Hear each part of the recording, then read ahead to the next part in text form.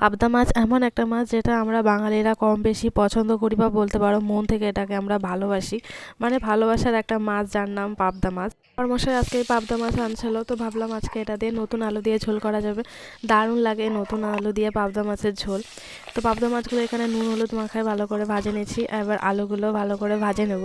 তার মধ্যে মশলাগুলো বাটে নিলাম। এই উনুনে রান্না করার একটাই সুবিধা, একদিক থেকে মাছ ভাজা যায় আর একদিক থেকে মশলাগুলো সব বাটা হয়ে যায়। তো সমস্ত মশলা আমি বেটে নিয়েছি।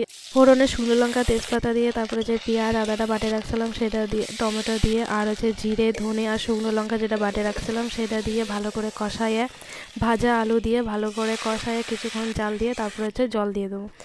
ঝোল জাল হতে হতে এইদিকে আমি খেতে চলে এসেছি ধনেপাতা নিতে। আর এই টাটকা ধনেপাতা যদি তরকারিতে দেওয়া যায় না, দারুণ লাগে। এদিকে আমার মাইও চেল্লাবেল্লি করতেছে মাছ খাওয়ার জন্য। ঝোলে ধনেপাতা আর পাবদা মাছ দিয়ে জ্বালায়েই নামাই নেবো। তো পাবদা মাছের ঝোল আমার তৈরি। আজকের মতন টাটা।